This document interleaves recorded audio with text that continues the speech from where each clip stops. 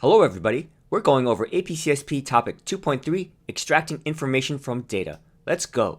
This subject is AP's Intro to Data Science. Emphasis is on the science, and if you've ever done labs in school, then all of this should be familiar. The first type of question that shows up has to do with messy data. In this example, Smiley and Shades work together to compile a list of basketball players from the Indiana Fever. When they do, they have some issues with the data. Smiley and Shades keep track of team name differently, so inconsistent formatting can be an issue. Putting things in wrong columns can be an issue. Putting things in completely wrong can be an issue. And this right here is another example of putting things in the wrong format. Missing data can also be an issue. For example, they completely forgot about Caitlin Clark, who's probably the most well-known player on this team. So you might have an AP question along the lines of, what happens when some error is in a data set? And you'll have to be able to recognize that combining data can lead to some complications. The next type of question asks about metadata. Metadata is data about data. If you're not sure what that means, that's okay, because usually nobody understands what this means until we show some examples. If I have video, the video picture is data. The audio is also data. You can think of data as the main or primary information. Metadata would be things like resolution, frame rate, file size, file format, location. You can think of this as secondary or auxiliary information. One of the questions that gets asked by AP is, what is data and what is metadata? So here are some other examples. A copy of the data would also be data. An archived copy of the data is data. The date the file is created, the length of the video, these are all metadata. You might ask, why do I need this metadata mumbo jumbo? Well, one reason is to sort. With file creation time metadata, I can get all of my videos from a particular day. With geolocation metadata, I can filter for all of my videos that are taken in one location. Metadata also shows up in topic 4.1, the internet, and is a common theme that shows up in the practice questions. The data is your message that's being sent, and the metadata is stuff like packet number, the computer you are sending to, the computer you are sending from. Your message gets broken up into little packets, and the metadata that goes with it is what helps it route over the internet and get reassembled at the end. The last major theme of this section is data analysis. For example, if my data is pictures of the sky taken at every minute, and my metadata is file creation time and resolution of my picture, AP might ask, which of these do I need to find out if the picture is blurry? The answer is data. They might ask, which of these do I need to find out when the sunset is? And I would need both. I need the data to see if the sky is light or dark, and I need the metadata to see when that picture is taken. So I need both in this case. AP might also ask, say I accidentally changed my resolution of my images. When did that happen? And for that, I need metadata only. You might also get asked about data that's on a graph like this. They might ask you to interpret this data, and your interpretation might be that people who eat lots of jelly beans and don't exercise have more heart attacks. So that's the kind of data analysis that you'll be asked to do on the exam. With that, on to the practice questions. Question 1, a question about messy data. A developer wants to analyze the average workout time across 10,000 app users.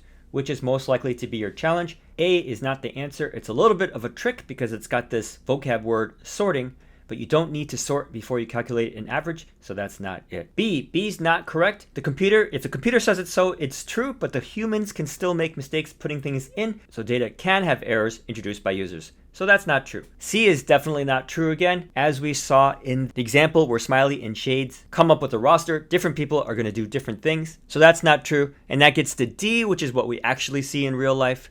If you have a lot of different users putting in data, they're probably not going to be consistent about how they do it. This is going to be a challenge, and there's your answer D. Question 2. Which of these is least likely to be something from metadata? So there's a trick here. Be sure you read the question carefully. Least. A, GPS location. That's geolocation data. That's metadata. That's not what we're looking for. B, the dimensions of the video.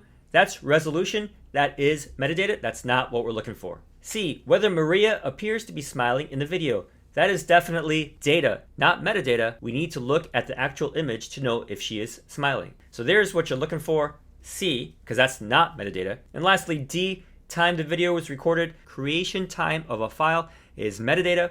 It's not the main data. That's not what we're looking for. It's easy to try to fall into the trap of remembering exactly all the different kinds of metadata there are. I wouldn't do that. Just remind yourself the data is the main stuff and metadata is secondary information. Question 3 is about data and metadata for network packets. So I put this question here because this shows up in the AP question bank, but also because it shows how data and metadata and the internet intersect. So they're basically asking which of these are true. A is true. Metadata has where it's going, where it's coming from, which packet number it is. That basically describes this, so A is true. B is not true. It's not the data that tells you where the packet's going, it's the metadata.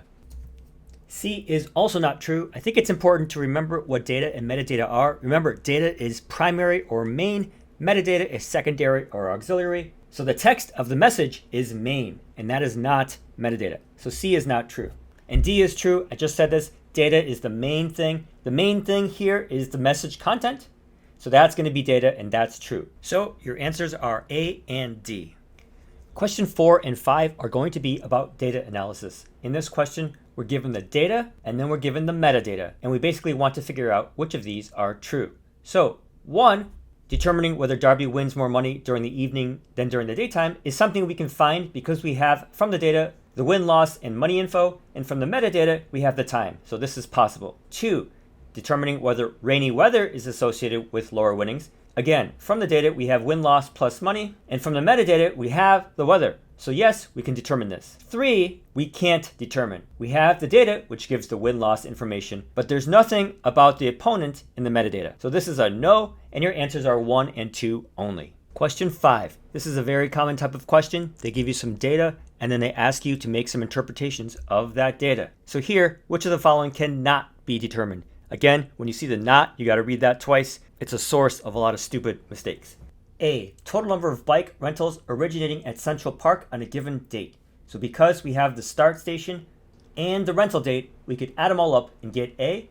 So that can be determined, and that is not what we are looking for. B, I'm going to skip B for a second and go to C, bike ID of the bicycle rented for the longest average duration. So we have the bike ID, we have the duration. We could add up the duration for each bike and divide by the number of rentals, and that will give us the average duration. So C is definitely something we can get, and that is not what we are looking for.